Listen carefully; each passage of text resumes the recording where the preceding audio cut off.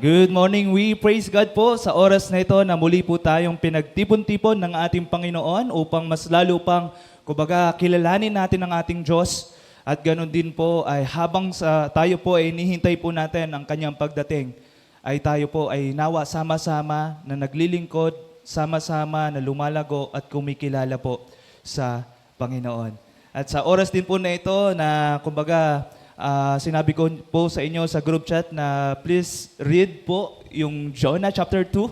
Ayan, kasi tayo po ay patuloy na nag-aaral, naka-book series po tayo sa aklat po na ito. And first Sunday, the last Sunday po ay Pastor Hans ay siya po ang nag-preach po patungkol po sa chapter 1 na nakita po natin doon yung kalooban ng ating Panginoon na even the people, even Jonah himself ay prophet is a prophet, pero may ganun palang mga prophet na kahit ang mga propeta talaga ay sumusuway din po sa ating Panginoon. But kung ito po ay kalooban ng ating Panginoon at ito po yung kagustuhan po ng ating Panginoon, di ba? Na sa life po ni Jonah na sinabihan siya ng ating Diyos na arise at kumbaga ibahagi yung salita ng ating Diyos at pumunta doon sa Nineveh. Pero ang ginawa niya is what? Taliwas doon sa sinabi po ng ating Panginoon. Even though bumangon siya, di ba? Sumunod siya na bumangon siya, di ba? At hindi nga lang nasunod yung pagbahagi niya ng salita ng Panginoon at pagpunta niya sa Nineveh. Kaya nga yung Nineveh, may biro kami doon eh. Di ba? Yung about doon sa Nineveh, di ba? Nineveh.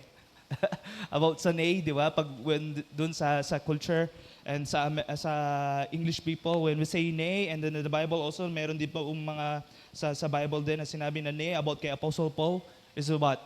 It's never. Kaya sabi niya doon, Nineveh, never, never, Lord!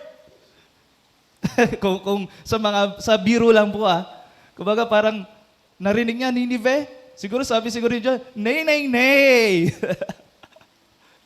But you know, kung ito po ay kalooban ng Panginoon at ito ang plano ng ating Panginoon, nakita po natin dun sa first Sunday na binahagi po ng ating lingkod ni Pastor Dagsil is what? Kumbaga, hindi talaga natin matakasan yung plano ng Diyos. Di ba? Hindi natin matakasan yung plano ng Diyos. We can run. We can rebel. Pero, kung ito ang plano ng Panginoon, gagawa at gagawa siya ng paraan para ikaw, anak niya, bumalik sa kanyang landas. Para ikaw, isang anak niya, ay makapaglingkod muli. Yun po yung nakita po natin doon sa chapter 1. That even though those failures in life na naging pasaway siya, and in the end, di ba, sinabi niya sa mga sailors, itapon niyo ako sa dagat. Actually, doon pa lang sa setting na yun, doon sa concept na yun, parang dinamay niya pa yung mga sailor eh. Kaya sinabi niya, isa kang hangal eh. Bakit sasabihin mo itatapon ka namin sa dagat? Di ba? Parang binigyan pa sila ng kasalanan. Kumbaga, binigyan pa sila na magkasala pa itong mga sailor na ito dahil, kumbaga, itatapon si Jonah. Kaya sinabihan siya ng mga sailor na ito, parang kang baliw.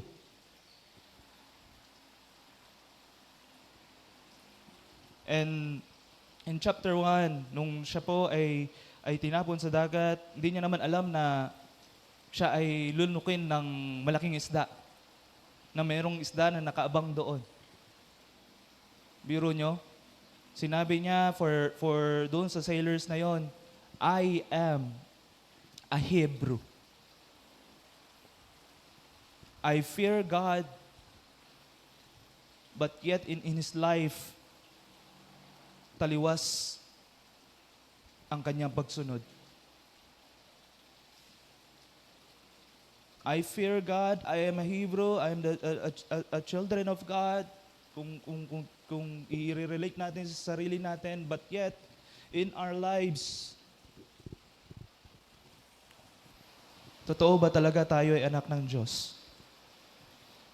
In our lives, talaga bang nasusunod ba lagi ang kalooban ng Panginoon sa buhay natin? In our lives, we are proud to be a follower of Jesus Christ, but living Christ-like ay ayaw natin.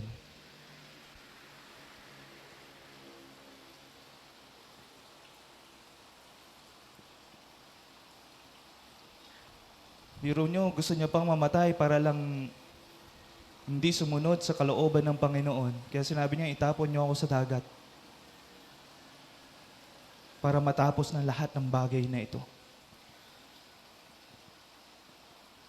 Ang hirap matanggap sa isang Kristiyano may ganun para mga Kristiyano. Na mayroong ganun pala na kumikilala sa Panginoon, sa ating Diyos, na nagre-rebelde, and they are proud of themselves that they are a Hebrew, that they are a Christian, that they are fear the Lord, but in their lives, opposite ang nangyayari. Brethren in the Lord, this is not the time na magrebelde pa tayo sa Panginoon. This is not the time na mas lalo pa tayo na hindi sumunod sa Panginoon, but this is the time na i-redeem natin yung time na ito, na i-proclaim ang salita ng Panginoon, i-proclaim yung kaligtasan, i-proclaim yung grasya ng Panginoon, i-proclaim yung pag-ibig ng Panginoon sa mga lahat ng mga nakakasalamuha natin. At wag na tayong maging Jonah.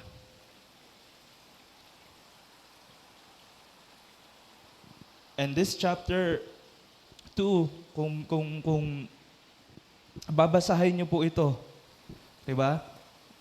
Itong chapter 2, parang sabihin natin, oy yes, napakaganda yung mga sinabi ni Jonah doon sa chapter 2. And this is chapter 2 is what? Jonah's prayer. Talaga nga ba? Na in the common view ng chapter 2 na ito, ay parang ganito dun sa video. Sige, video muna bago ano. Ayan.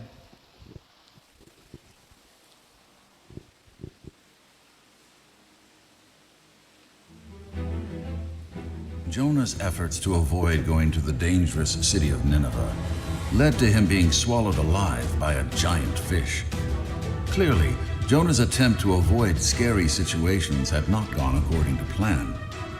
Now alone in the belly of a fish, powerless to do anything to save himself, he did the only thing he could: pray. Jonah called out to the Lord, saying, "You threw me into the deep, dark waters of the sea, where all your waves and breakers crashed against me. It seems that I have been driven away from your sight, but I will look toward you and your holy temple again." Jonah continued his prayer, saying, "As the surface rose higher and higher, seaweed wrapped around my head, dragging me down deeper and deeper, until I thought I would sink into the earth, where I would stay forever. Just when I was sure that my life was about to meet a watery end, I remembered you, Lord," Jonah said. "My prayer came to you, into your holy temple, and you brought up my life from the pit, O Lord my God." Even though Jonah had disobeyed God, he had saved him from drowning. While Jonah knew that he wasn't completely out of danger, he was alive. Jonah thought, people who worship false idols don't know the steadfast love of the Lord. Such people don't know what they are missing.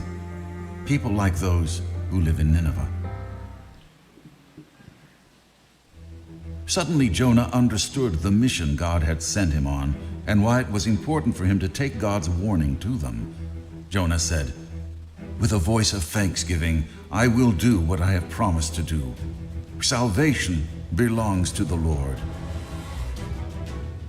And the Lord spoke to the fish, and it spit out Jonah onto the dry land. A grateful Jonah was now ready to carry out his mission for God. Jonah was bound for Nineveh with purpose in his heart and a renewed trust in God.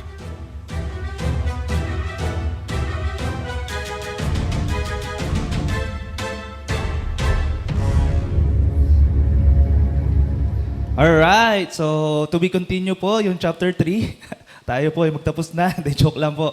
Alright, dito po sa chapter 2 na ito, doon sa napanood po natin, is parang napakaganda at yung buhay po ni Jonah is, kumbaga, mayroong turning point kaagad.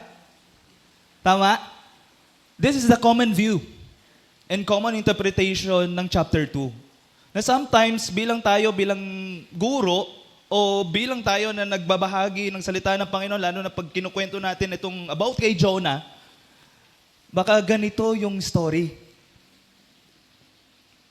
na naibahagi natin.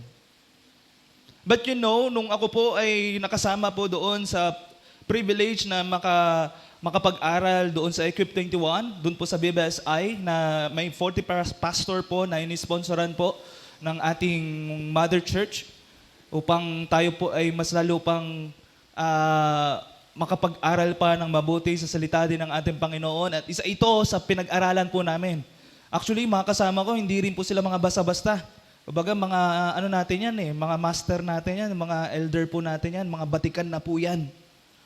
Pero nung napag-aralan namin ito, and then sinasabi niya, napaka-familiar itong book na ito in chapter 1, in chapter 2, in chapter 3, in chapter 4.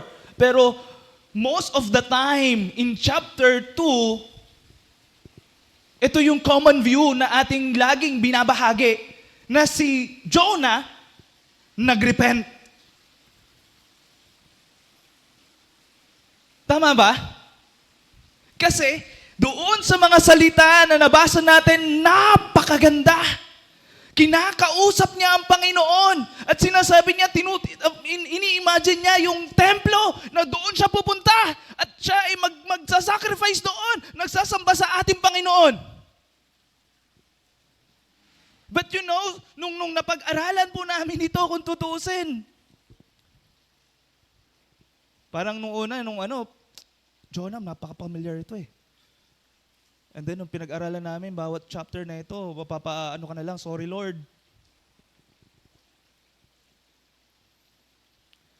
Sorry Lord ka na lang dahil hindi pala ito yung pinaka-istorya. Sorry Lord ka na lang sa Panginoon na, Lord, hindi ko na deeper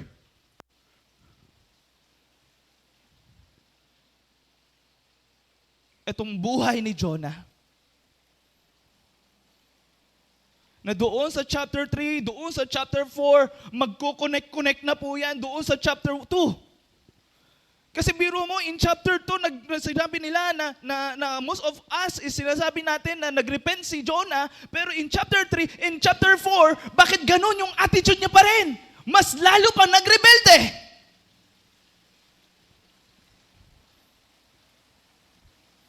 Kaya parang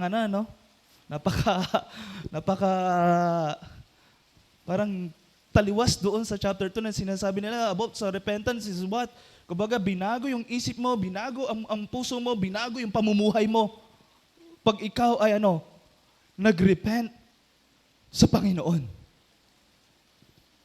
But in chapter 3, in chapter 4, yes, sumunod siya, pero taliwas pa rin yung pagsunod niya. Gusto niya pa rin yung sarili niya masusunod. And then doon sa chapter 4, 2 beses pa sinabi na, gusto kong mamatay. Mas pipiliin ko pang mamatay.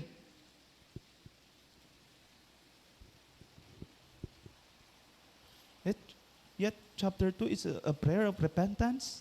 Wait lang po. Sorry na lang tayo sa Panginoon.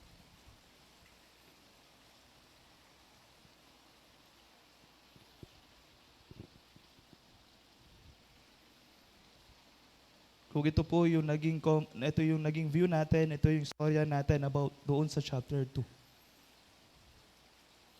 Even though, kahit paulit-ulit mong babasahin yung chapter 2, wala tayong na makikita na parang, wala naman, ganda naman yung mga sinabi ni Jonah. Tama po. Lumapit siya sa Panginoon, gusto niyang sumamba sa Panginoon, kinalala niya ang Panginoon. Pero, hindi pala. Hindi pala. Kaya, I just want to entitle God's message for this day. Ayan. Jonah, no more running. Di ba? No more running. Responding authentically to God's will. Kasi kung tutusin, wala na talaga siyang kawalay. Nandun na lang siya sa stomach ng malaking isda eh. Di ba? Ano pang gagawin niya doon? Kumbaga, napakadilim, napakalansa, kumbaga kung ano-ano ang mga makikita niya doon. But that time, he prayed to God. But, the question is that authentic? Is that galing ba ito kay Jonah? Take note, he is a prophet. Knowledgeable siya sa salita ng Panginoon, knowledgeable siya sa mga psalms, knowledgeable siya kumbaga sa salita po ng ating Panginoon.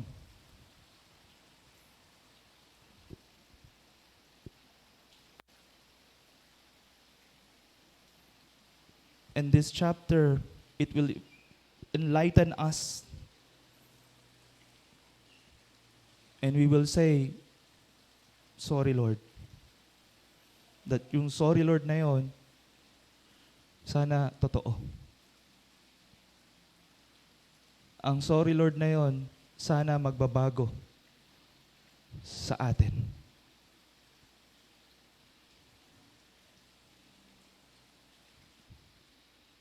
Na mababasa po natin at pag-aaralan po natin sa salita po ng ating Panginoon. But before that,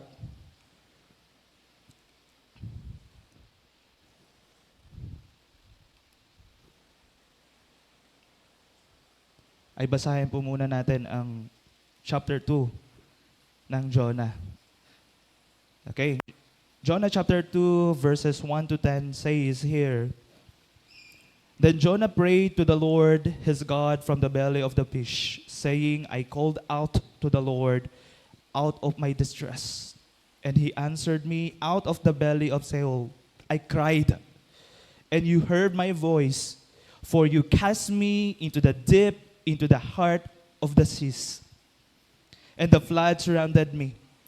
All your waves and all your billows passed over me. Then I said, I driven away from your sight, yet I shall again look upon your holy temple. The waters closed in over me to take my life. The deep surrounded me. Waves were wrapped about my head. At the roads of the mountains I went down of the land, whose bar closed upon me forever. Yet you brought up my life from the pit.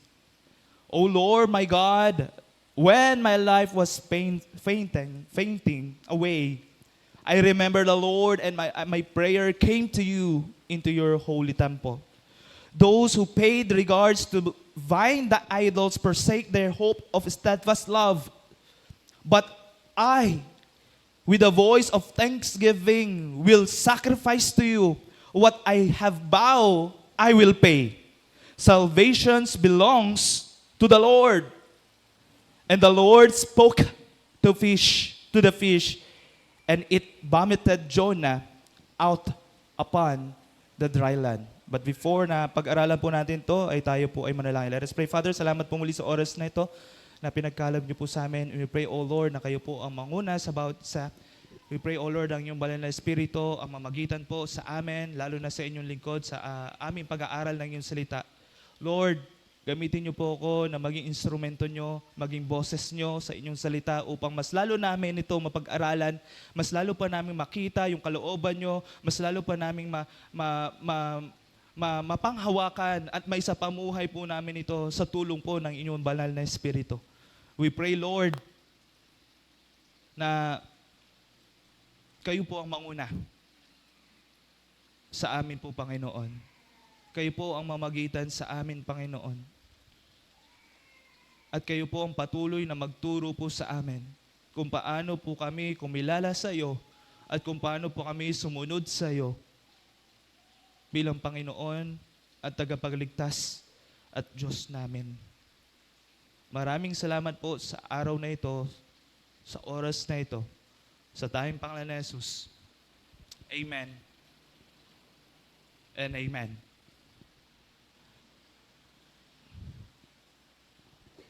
Nung pinag-aaralan po namin ito, meron mga types of, kumbaga yung paano po namin deeper po namin ito. Di ba? And this method, yung chiasm, ay ganito po yung pagka-outline ng end ng chapter 1 to chapter 2.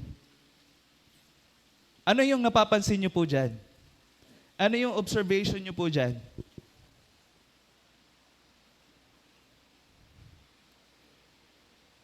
Na makikita po natin in chiasm method is what? In the first sentence in chapter 1 verse 17a, the Lord appointed a great fish to swallow Jonah. At connected po yan sa chapter 2 verse 10. Kaya yung chiasm is what? Yung buong kwento, yung buong chapter, yung buong passage na yon, pag chiasm po yon, may A, B, C, and then doon sa dulo rin, mapapansin din po natin doon yung ABC rin. Na sila po ay magkakakonekta at yung pinakagitna, yung po yung pinaka-mini-main point ng author. Kaya grabe itong Bible kung tutuusin, napaka-dynamic niya, napakaganda ng pagkagawa ng salita ng Panginoon at hindi siya basta-basta. Kung pag-aaralan po natin talaga. And this is chiasm is what? Mapapansin natin 4 na beses po na nabanggit yung pangalan po ni Jonah dito. And then dalawa ang nabanggitin po dito about sa ating Panginoon. Sa ating Diyos. At kung papansinin nyo rin po, di ba? Meron dyan sinasabi natin, si Jonah, siya yung subject, si Jonah, siya yung object. Tama? Dito po sa chiasm. Pero yung main point po neto, ng chiasm na ito, itong pag-aaral po natin, na lahat ng bagay na yan, di ba? Sino yung in control? Si God. Tama? In the first one, siya yung nag-utos doon sa great fish. In the last verse of chapter 2, siya rin yung nagsalita doon sa fish na iluwa. Sa ibang mga translation pa na Tagalog na verse is what? Dinura, sinuka. Si Jonah. Tama? Meaning, ang in control dyan, ang ating Panginoon, even kahit ang subject ay si Jonah. Why? Dito sa Jonah na ito, dito sa B, kumbaga ng chiasm na ito, Jonah was the stomach of the fish in 3 days and 3 nights. And then doon po sa 1 to verse 9, di ba? Ng chapter 2, Jonah prayed to the Lord from the stomach of fish. Kumbaga, in control pa rin ng ating Panginoon. Bakit? Biro mo, na-sustain, na-preserve. Si Jonah, 3 days and 3 nights na nandoon siya sa tiyan ng malaking isda at buhay pa. In the scientific na makikita po natin sa lahat ng mga isda, ang pinakamatagal lang talaga na para hindi matunaw yung kinain nila is 1 day. Pero dito, 3 days and 3 nights. Meron nga mga ibang mga Bible scholars, sabi nga po dito, actually ang isang pang view, hindi lamang kumbaga na-protect siya, na-preserve yung si Jonah, meron pa isang view na makikita rin po natin at mababasa rin po natin dito. Na namatay si Jonah at binuhay lang ng ating Panginoon.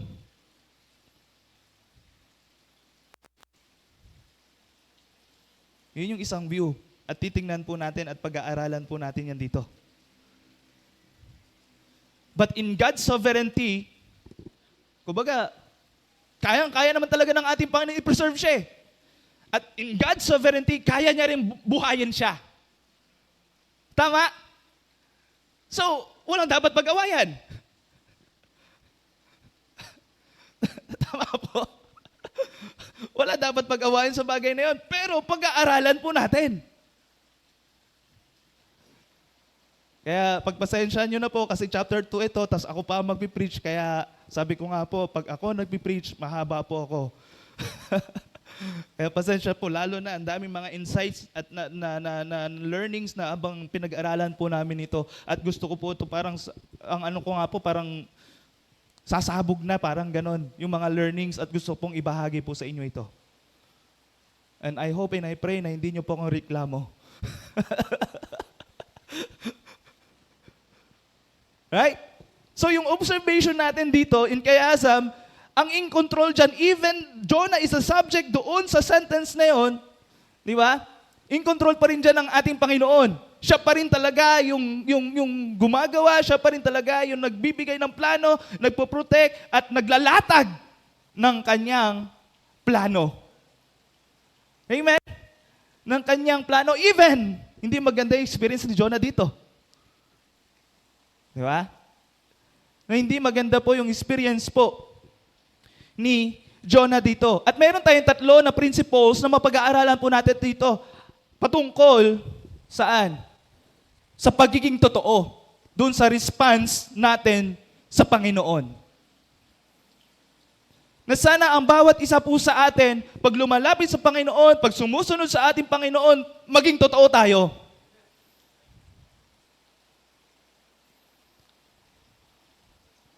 Kaya nga, parang yung isa sa mga lagi kong sina-advise, talaga sabi ko, sa mga kaibigan ko, na mga kaibigan ko, sabi ko, syempre, una, dapat, I pray na sana tuloy-tuloy na.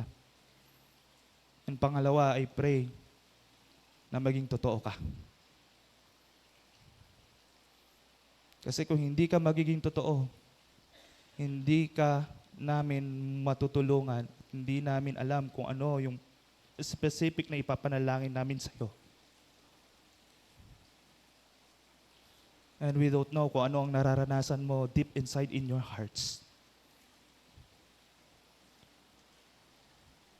Madali lang po tayo na maging masaya. Yan ang pinakamagandang katangian ng isang Pilipino. May problema, tumatawa pa. Naghihirap, tumatawa pa. Lalo na sa isang mananampalataya. Pero nakakalungkot lang, sometimes pag hindi na talaga kinaya, mababalitaan na natin, magugulat na lang tayo. Wala na sa gawain, tumalikod na, nawala na. Kasi hindi siya naging totoo sa sarili niya at walang tumulong sa kanya. And that's the reality. una na prinsipyo po na makikita po natin dito in the book of Jonah, authentic living requires that we do not twist Scripture to put God in His place. Na makikita po natin sa Jonah chapter 1, verse 17. Di ba? Chapter 2 hanggang verse 2. Na makikita po natin yan, the Lord appointed the great fish to swallow up Jonah, and Jonah was in the belly of the fish 3 days and 3 nights. Then Jonah prayed to the Lord his God from the belly of the fish, saying, I called out to the Lord out of my distress, and He answered me out of the belly of Sheol, and I cried, and you heard my voice. Na dito, kung makikita po natin dito, di ba? Authentic living na makikita po natin dito is what? Wag natin itwist, wag natin gamitin yung salita ng Panginoon para ipilit natin yung sarili natin sa gusto natin. Bakit ko po nasabi yan dito? Kung babasahin nyo, parang wala namang problema. Kung tutuusin. Si Jonah, nalalangin. Si Jonah, cried out, and then what? Narinig ng Panginoon. Tama? Walang problema. But take note, Jonah is what? A prophet. He is knowledgeable sa salita ng Panginoon, at most of chapter 2, ginagamit niya lang ang mga scriptures. Na makikita po natin. Kaya nga sabi sa professor namin, sabi niya, the prayer of Jonah is what? An absolutely brilliant piece of poetry in the Bible. Tama. Napakaganda. But, do not be fooled by its beautiful language. Why? Kasi ginagamit niya nga po yung salita ng Panginoon to. Kaya makita po natin dyan, in Jonah chapter 2, verse 2, I called out of my distress to the Lord, and He answered me. O Lord, in book of Psalms, O Lord, hear my prayer, and let my cry come unto you. In Jonah chapter 2, verse 2 pa rin, di ba? I cried for help from the depth of the Sheol, and this hear my voice. In Psalm, yet you heard my cry. For mercy when I called to you for help. Ito po yung mga ilan, pero marami yan. Actually, halos buo ng chapter 2, puro, ginamit niya, puro scriptures lang.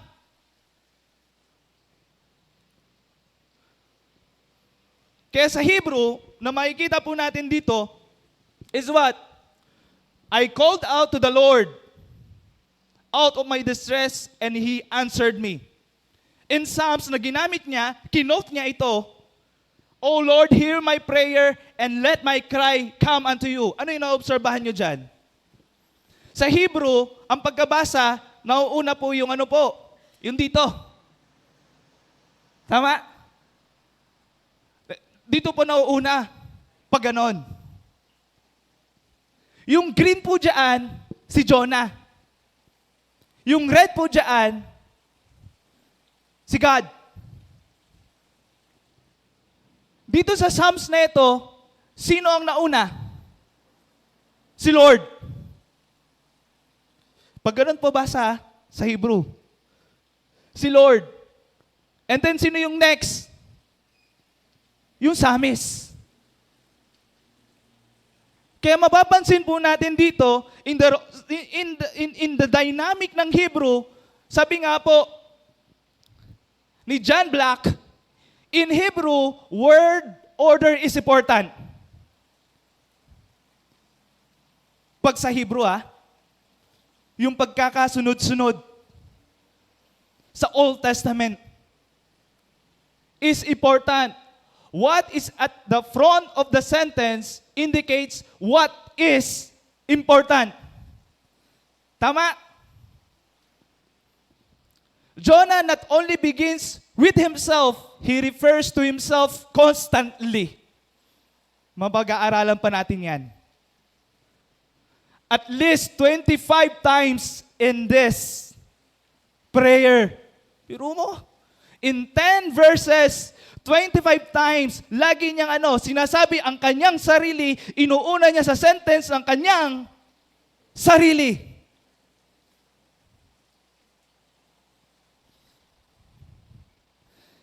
And there are only 2 lines in the entire prayer that do not mention Jonah.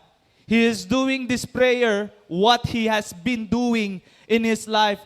He is putting himself, what? First. Na makikita po natin dito. Kay Jonah, puro siya.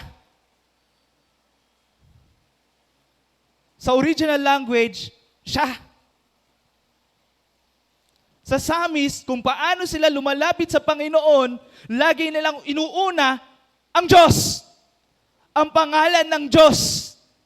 Lagi nilang ina-acknowledge muna ang Diyos. Pero kay Jonah, ako!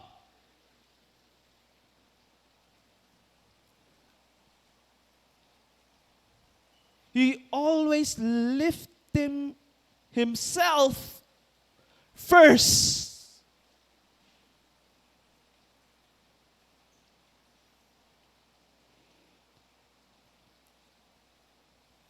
Parang essence niyan. Lord, ito muna, bago ako susunod sa iyo.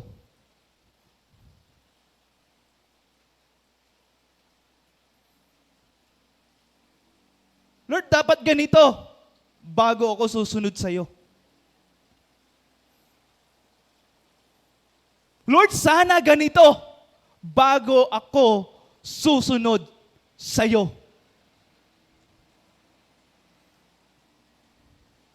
Sa Tagalog yun, syempre. Always what? Myself, myself, myself, myself, myself. Lord.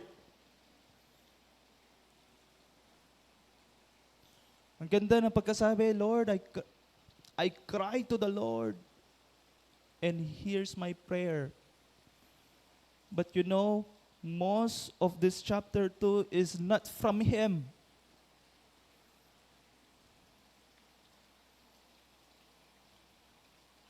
Nandun na siya sa napakadilim, nandun na siya na kumbaga, kung dun sa 2 view na yon, mamamatay na siya, dun sa 1 view na yon, binuhay siya ng ating Panginoon, but still, yung heart niya, yung attitude niya is not really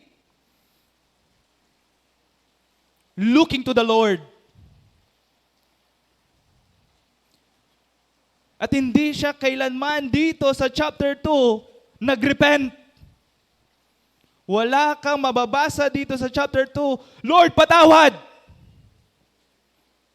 Wala kang mababasa sa chapter 2, nagkasala ako, Panginoon! Hindi!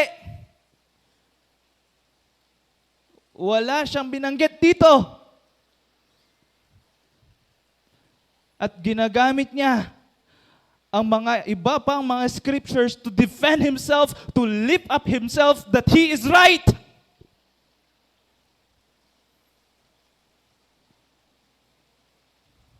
Come on, Diyos na kausap mo and then ginagamitan mo pa ng salita ng Panginoon.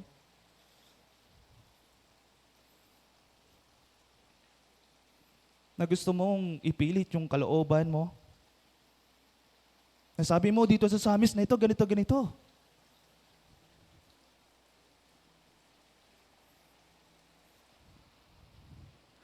How come na siya ay totoo sa kanyang pamumuhay?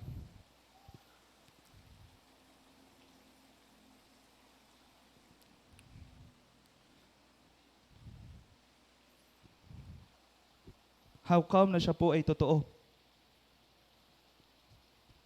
sa kanyang pamumuhay. That it will also remind us na sometimes sa buhay po natin, kadalasan sa buhay natin bilang isang Kristiyano, ginagamit natin ang salita ng Panginoon to defend ourselves that we are right.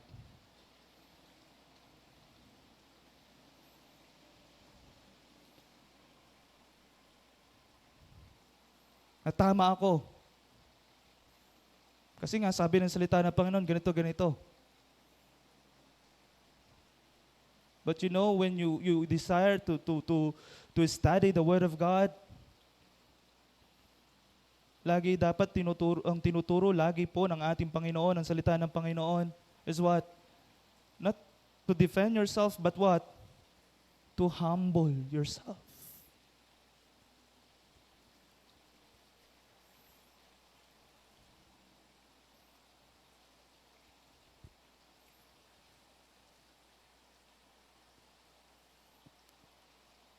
Na ang Diyos mismo tinuturuan ka kung paano magpakumbaba sa salita ng Panginoon.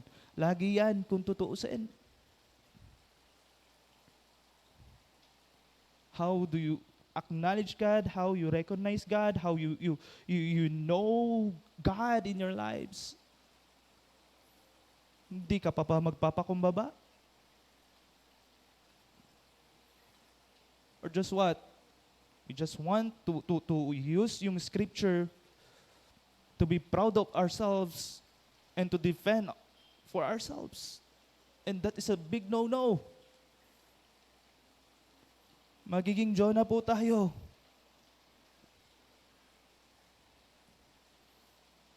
At hindi tayo magiging totoo sa sarili natin.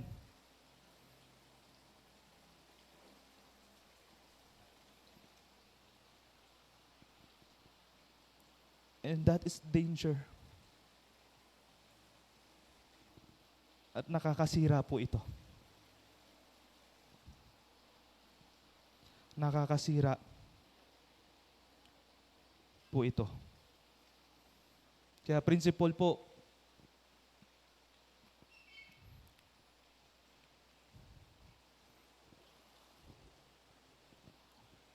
ayan, next slide po. Ayan. Quoting scripture doesn't always mean surrender. God looks at the heart. When we pray to God, Lord, sabi mo sa salita ng Panginoon, is that true in your heart? When you pray to the Lord that you kumbaga, grabe yung wordings mo, is that true in your hearts or just want to impress yourself to the Lord or to others? It's danger. Even sa paglapit mo sa Panginoon, maging totoo ka.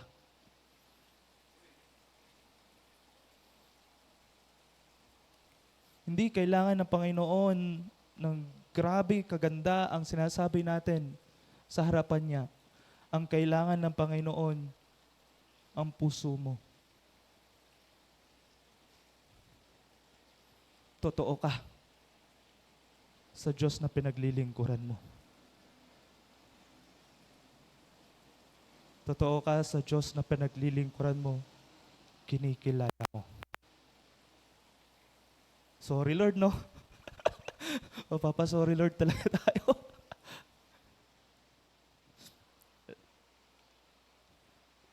Second, na mapapag-aaralan po natin dito, is this: authentic living requires that we be honest in facing to our mistakes.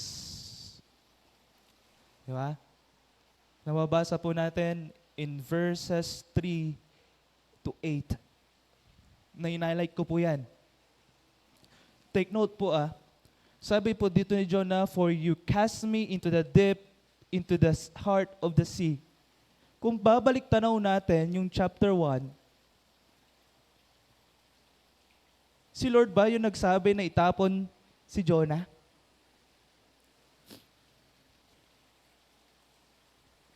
Hindi, di ba? Si Jonah nagsabi sa mga sailors, itapon siya. But here, for you cast me into the deep sea, into the heart of the seas. Ano to? Parang biniblame niya pa ang Diyos kung bakit siya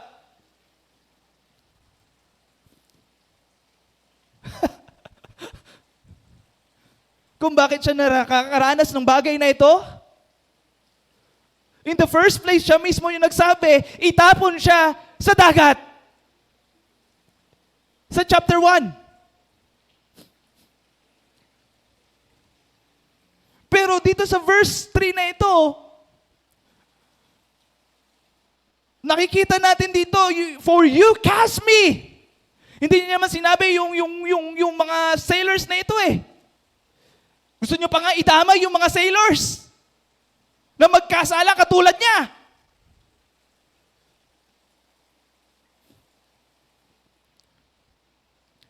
Into the heart of the sea.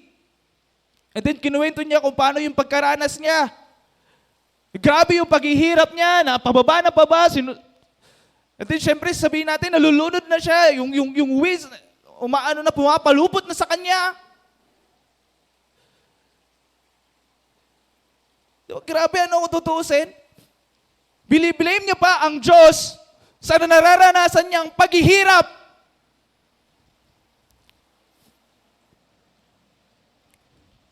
Instead, aminin niya na siya ay nagkasala.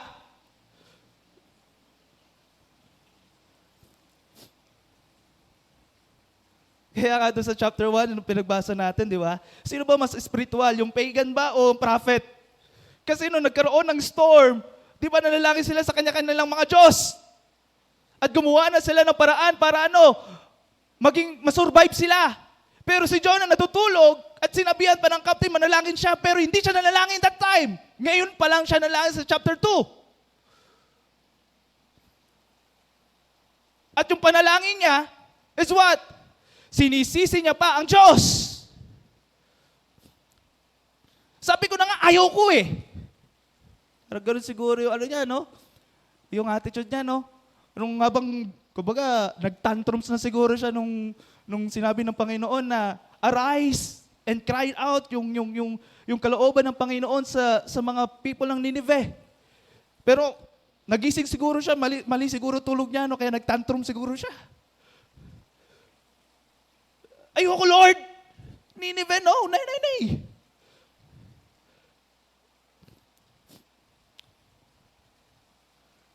Taliwas pa, doon siya sa kabila, puta pa siya doon sa kabila. Yung pinakamalayo pa, gusto niyang puntahan para talagang sabihin niya, matakasan niya talaga yung kalooban ng Panginoon, yung utos ng Panginoon, pero no! The plan of God is unescapable. At idadirect niya pag ikaw ay anak ng Diyos. Ipapakita niya na siya ay totoo. Ipapakita niya na tama ang kanyang kalooban at kailanman hindi nagkakamali. Amen? Amen po ba?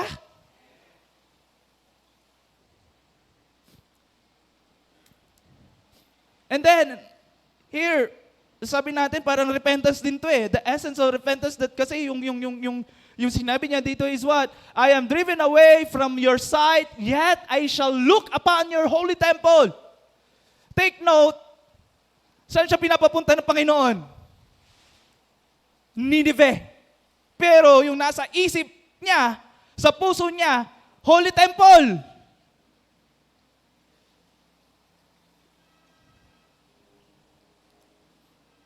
At ano yung Holy Temple? Doon sa Jerusalem. Gusto niyang pumunta sa Jerusalem, ayaw niya sa Nineveh.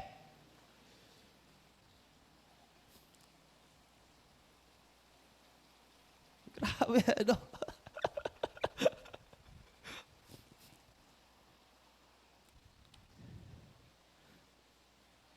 At naulit yan po sa verse 7, when my life was faded away, remember the Lord and my prayer came to you into your holy temple. Grabe Ang kalooban ng Panginoon sa kanya, pumunta sa Nineveh at ibahagi ang kalooban ng Panginoon, ang salita ng Panginoon. Pero pinipilit niya yung sarili niya, gumagamit siya ng mga scriptures para Itago yung sarili niya. At sabihin sa Panginoon, ito yung sabi ng mga Samis, di ba? Ito yung pinakagusto ko. Hindi yun. Sa mga Gen Z nga, parang yung mga ano nila, natin, no? Nila. Guess what? Lord, wag lang siya. Iba na lang.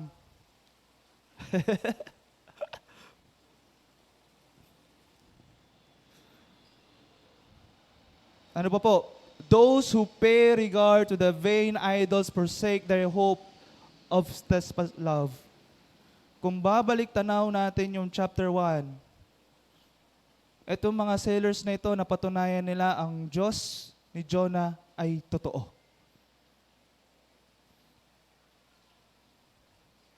Kaya sila ay sumamba, hindi na sa mga Diyos-Diyosan nila, sumamba sila sa Diyos ni Jonah. Pero sinabi ni Jonah, kausap niya ng Panginoon, etong mga pagans na ito, balang araw, tatalikod din yan. Huwag ka na magsayang ng oras para dyan.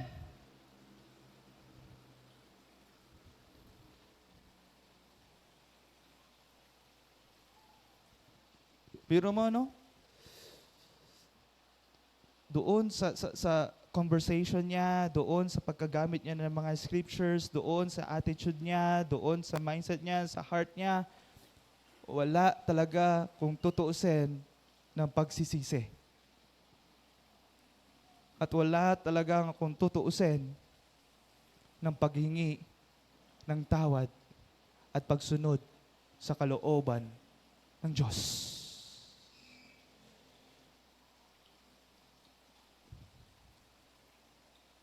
Kaya sorry Lord ulit.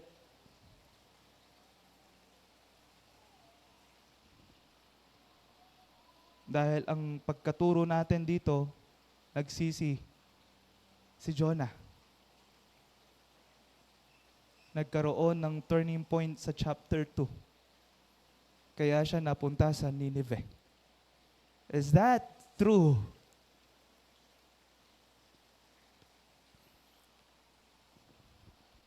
Totoo kaya yun? Kaya siya napunta sa Nineveh because nagsisi siya, sumunod siya sa kalooban ng Panginoon. Sa napag-aralan natin.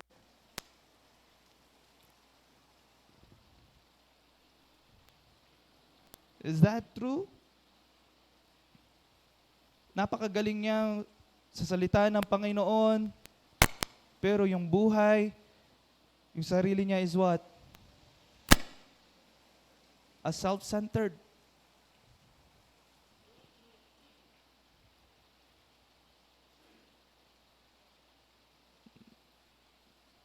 Na laging sinasabi niya, I called, I cried out, I have been spelled, I will sacrifice, I will pay. Puro ay. Puro siya. Instead, na-recognize niya ang ating Panginoon and kumbaga maging totoo siya sa sarili niya na siya ay nagkasala. Kung bakit niya naranasan yon is because siya ay nagkasala. Pero ang dating dito is what? Kung bakit niya naranasan yon kasi sinisisi niya ang ating Panginoon. Kung bakit niya nararanasan yon? Hindi sa kanyang pagsuway, kundi sa ginawa ng Panginoon sa kanya.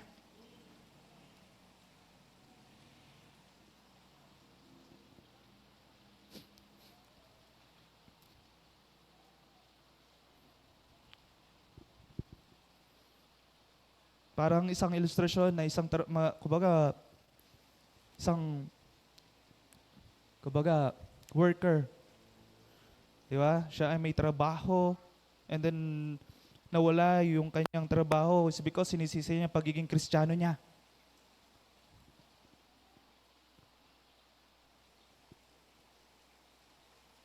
But you know, pag titingnan mo in the performance na ginawa niya doon sa company, napaka-poor. Kumbaga, ang tao talaga, tayo talaga, di natin nakikita yung sarili natin. Lagi tayong nakikita natin ang iba bago ang sarili natin. Biniblame natin yung pagkakamali, yung pagkukulang natin sa iba.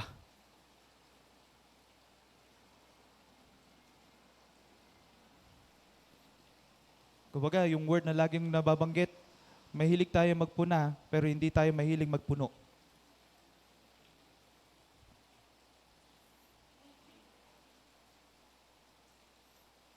Baka maging Jonah tayo.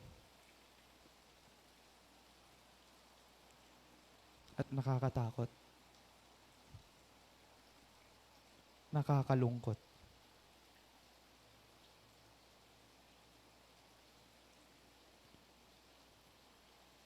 Gusto nating ipilit ang sarili natin. Ginagamit natin ang salita ng Panginoon to defend ourselves. At biniblame pa natin ang iba. At ang Diyos. Kung bakit nangyayari ito sa atin. Mga kapatid, nakakalungkot. Huwag po sana.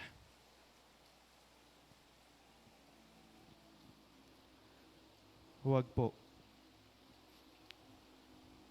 Sana. Stop blaming sa mga nangyayari sa buhay natin. Let us ask God kung ano yung mga pagkukulang natin. And let us ask God na turuan tayo, gabayan tayo, para maging totoo tayo sa mata ng Panginoon at maging totoo tayo sa mata ng mga nakakasalamuha natin. At huwag nating gamitin ang salita ng Panginoon para ipilit ang gusto natin.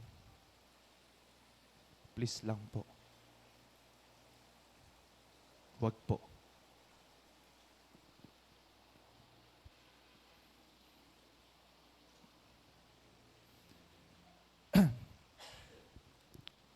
Kaya principle po na makita po natin dito, God desires honesty about our failures, not just to flee for rescue. Ang gusto na Panginoon, maging totoo ka. Aminin mo yung pagkakamali mo, pagkukulang mo. Hindi yung, Lord, tulungan mo ako.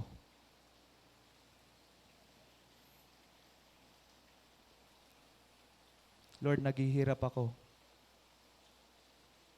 Check your heart. Baka may mali.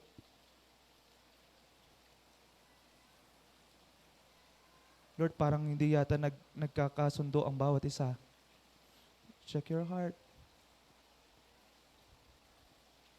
Baka may mali.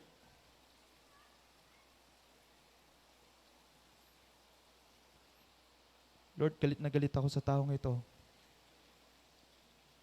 Check your heart. Baka may mali. Hindi ko mapatawad ang taong ito. Tingnan niyo po ang puso natin.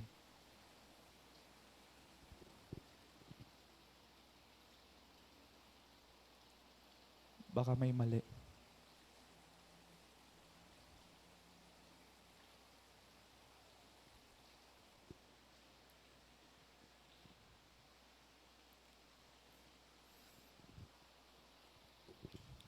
Third po.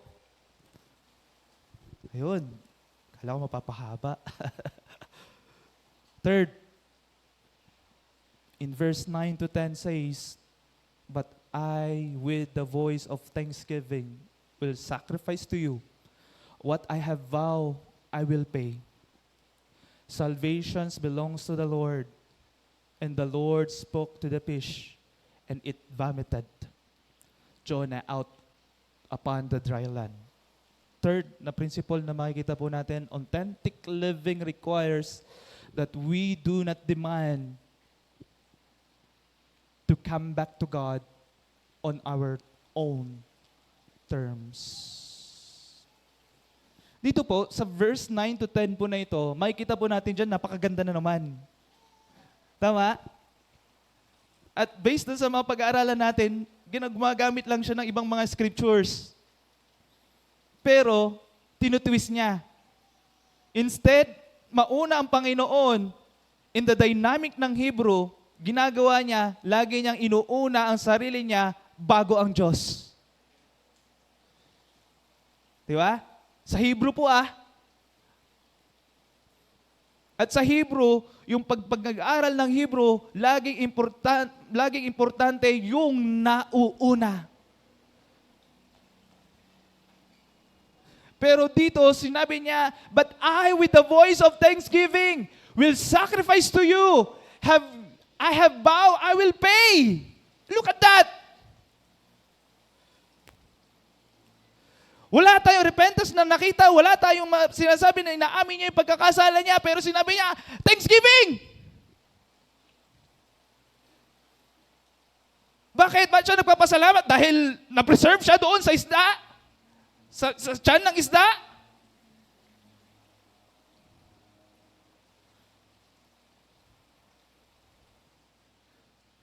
And then sinasabi niya sa ating Panginoon, salvation belongs to the Lord. Pero ayaw niya magbahagi doon sa Nineveh.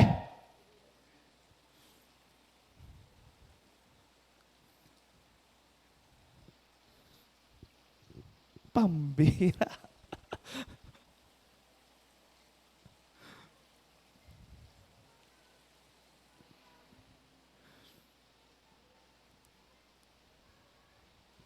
At laging inuuna niya yung sarili niya, laging sinasabi niya yung kondisyon niya. Ayoko doon. Ayoko sa mga taong yon. Mabuti pang mamatay ako kaysa sumunod doon, pumunta doon. And we don't know kung bakit ganun yung galit at bitterness niya sa lugar ng Nineveh. But we know already that Nineveh is a wicked city. And we don't know yung history ni Jonah kung bakit nung nalaman niya, pinapapunta siya ng ating Panginoon doon sa Nineveh, pero grabe yung tantrum niya.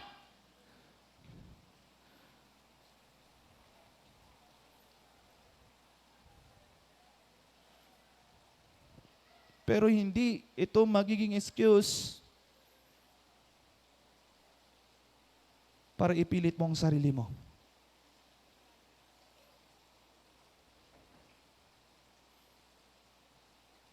Sa kalooban ng Panginoon, sa character ng Panginoon. Di ba? Chapter 4, sinabi niya doon, na-mention na nung nakaraan na preaching, God is gracious. I know that you are gracious, Lord. Sinabi ni Jonah yan. But, taliwas sa mga ginagawa niya.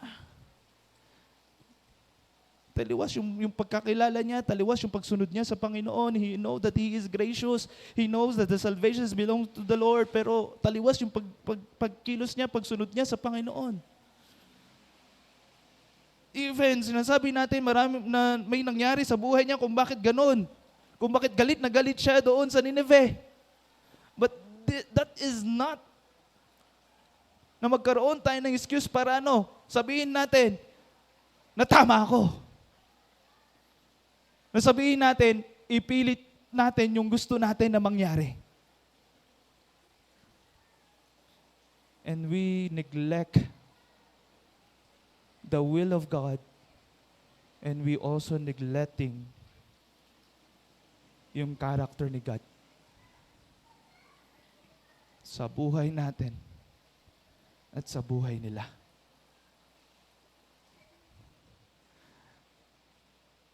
And then,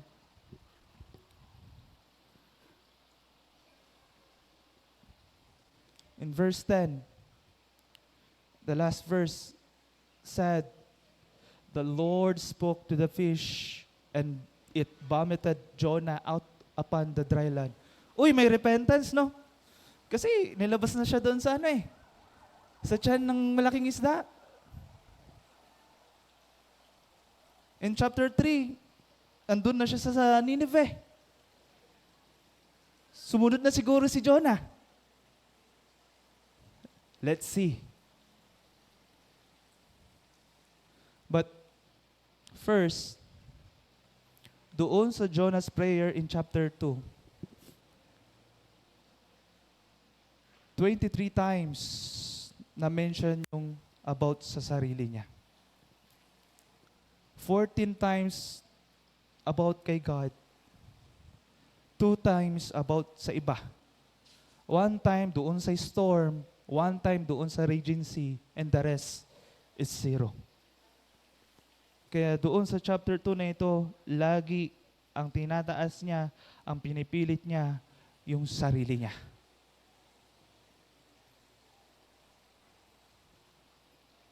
At walang pagsisisi, walang pag-aamin. Agree po ba kayo doon sa napag-aralan natin?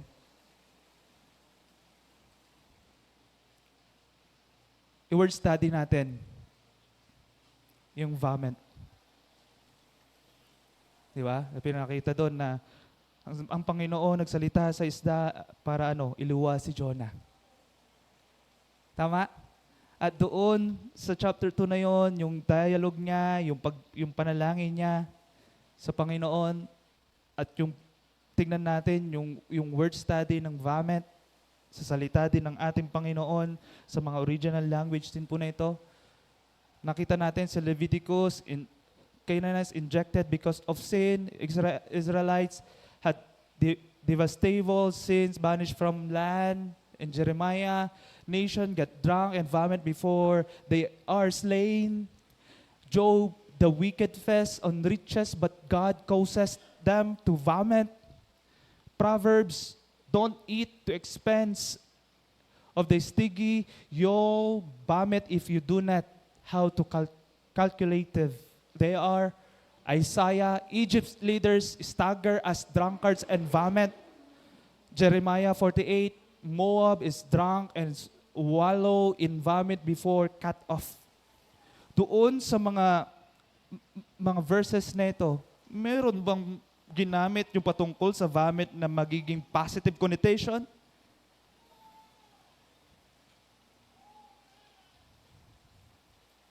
Na magiging yung word na vomit is what? Positive siya. Na sinabi doon sa verse 10 that the Lord spoke to the fish and vomited Jonah.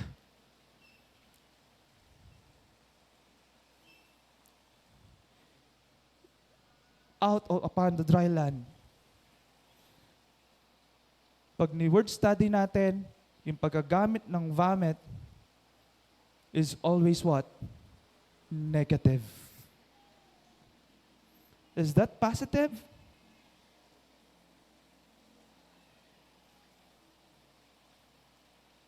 Pag prayer of repentance, sasabihin natin, dahil tinanggap ng Panginoon yung mga sinasabi niya,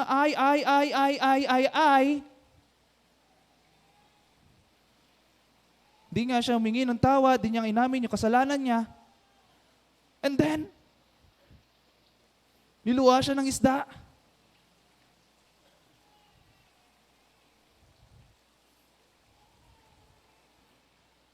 Tama ba? Sa pag-aaral natin, na in the last verse, na kinausap ng Panginoon ng isda para iluwa siya, is that the turning point ni Jonah? Is that the inaccept ba ng ating Panginoon yung lahat ng mga sinabi ni Jonah na puro ay?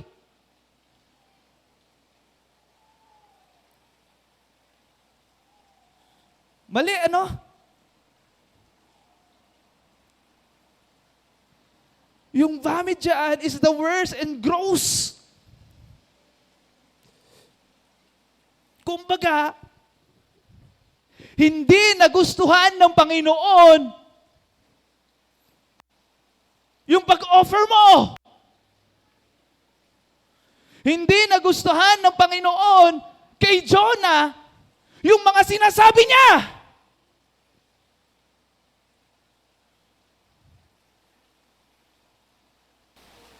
Kumbaga, nandiri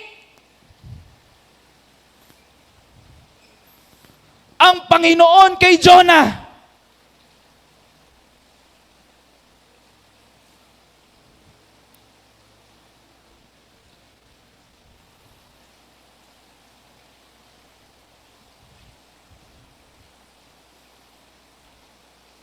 Nakuha niyo yung point? Nakuha niyo yung pag-aaral natin sa chapter 2? Nakuha niyo kung paano niya ginagamit yung mga scriptures at paano niya pinipilit yung sarili niya, at nakita natin din kung bakit niluwa siya ng malaking isda. Not because na-accept yung mga wordings niya na ginamit, yung mga pinipilit niya na mga ginagamit, pero niluwa siya sa isda is because of what? Nandiri ang Diyos sa kanya. Hindi ka totoo.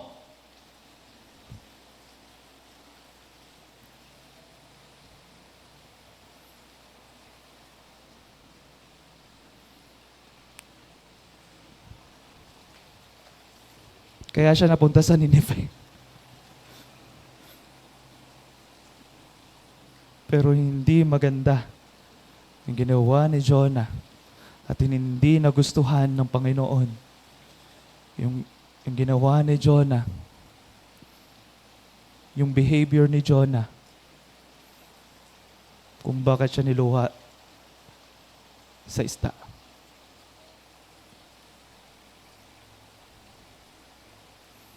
Naintindihan?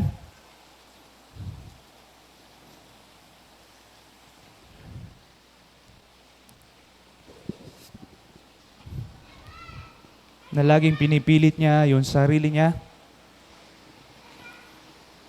Hindi naman makikita natin, sige na nga! Hindi naman ganon.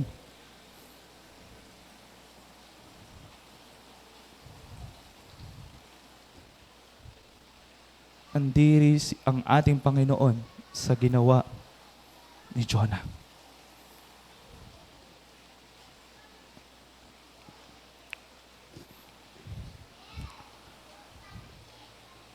Ayaw. Next slides po. Ayaw na yata yung slides. Next slides Sige po. Principle po na makikita natin dito. Coming back to God requires surrender on His terms, not ours. Amen? Coming back to God requires surrendering on His terms, not ours. Kung puro sarili natin, baka idura tayo ng Panginoon. At nakakahiya. Nakakalungkot.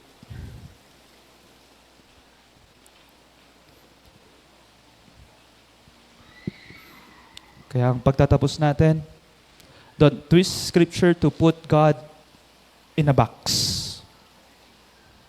He is the Creator, not a genie to fulfill our plans. Be honest about your sins and failures. God's grace flows to the humble, not to those who cover up their rebellion.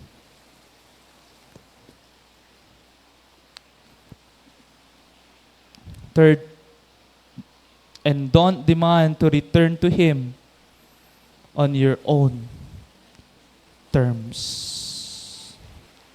Salvation belongs to the Lord, and He alone set the way back.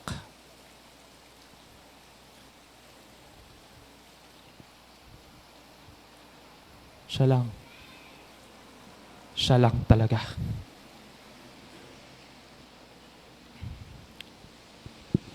The valley of the fish wasn't Jonah's end. It was God's mercy. A place to reflection and surrender. Di ba? Kumbaga doon pa lang sa valley ng napakadilim, nakakatakot, that is the time to Reflect yourself. That is the time to talk to God and be true of yourself. Yung doon nga po sa pinuntahan namin, doon sa IMT, doon sa CRT, Roma. Meron kaming session doon that may isang part doon that we talk to God silently. You know, ang learnings ko doon, di ba?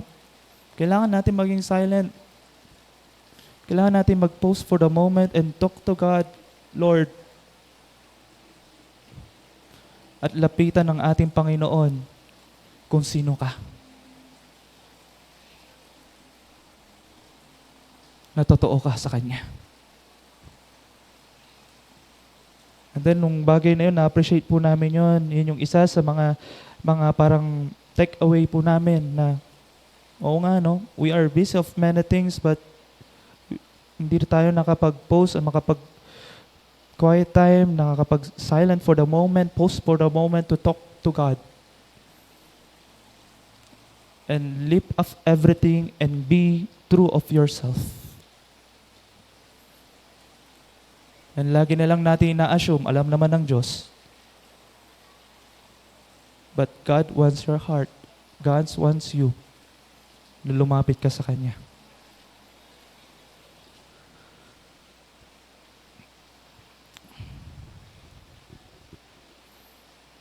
And for you, no matter how far you've run, God's grace invites you back.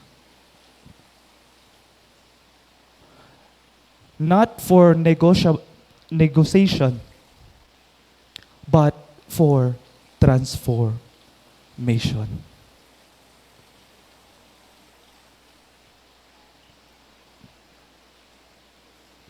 Kahit grabe na ang paglayo natin, pagrebelde natin sa Panginoon, yung grasya ng Panginoon always offer sa atin na ikaw ay bumalik sa Kanya. Hindi dahil na para sa kondisyon, kundi para tayo ay muling ibalik at baguhin ng Panginoon. Will you stop running? Will you stop pretending? Today is a time to surrender fully and live authentically before God. Huwag na tayong tumakbo. Huwag na tayong mag-pretend pa.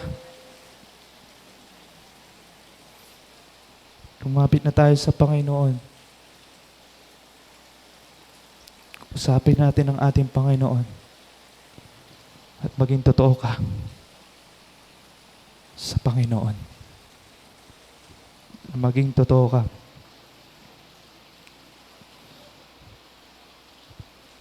sa Panginoon. Huwag na tayong maging Jonah.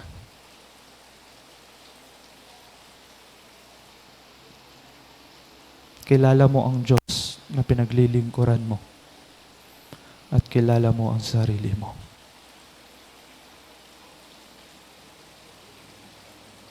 At lumapit tayo sa Diyos ng totoo. Na merong pagpapakumbaba. Amen?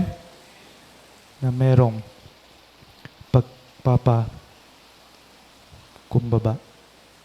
So let us stop running. Let us stop pretending. Let us surrender our lives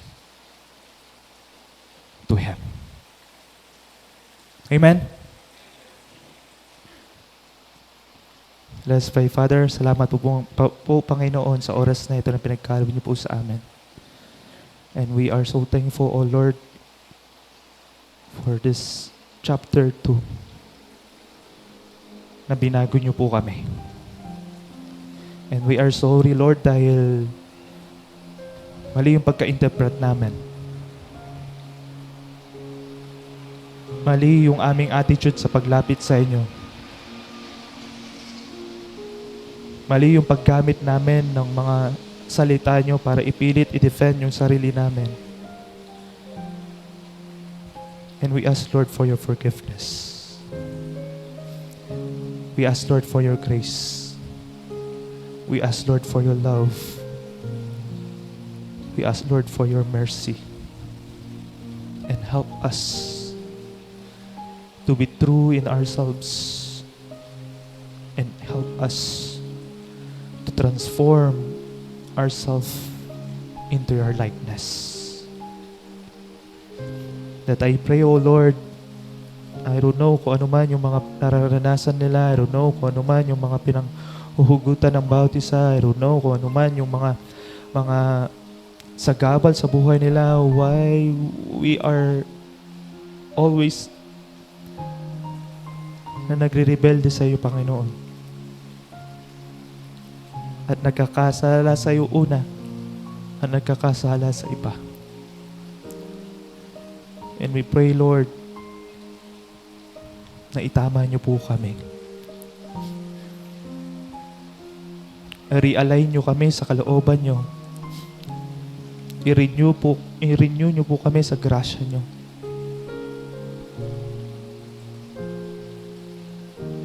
At sumunod po sa inyo ng totoo sa buhay po namin, ng totoo sa harapan po ninyo. Maraming salamat po sa araw na ito. At patuloy niyo po kaming gabayan at turuan sa pag-aaral po namin sa Book of Jonah. Sa tayong pangalan ni Jesus, Amen and Amen. So meron po tayong discussion question. May 3 po. Ayan, walang takas, no? Okay, may 3 po. The first one is, if you were Jonah, what do you think would be going through your mind inside the belly of the fish? The second, in verses 3 to 8, Jonah speaks of his suffering but never fully admits his rebellion. Why it is so hard to be honest about our sins. And third, what area of your life have you been running from God or trying to set your own terms with Him keeping you from surrendering to to Him? Could be a fear, pride, or a certainty about what He might ask of you. So po tayo, may mga partner po tayo. Hanap po tayo ng mga partner at pag-usapan po natin itong discussion questions po natin. Ayon doon po sa ating napag-aralan at ayon din sa ating personal na ating natutunan sa Book of Jonah chapter 2.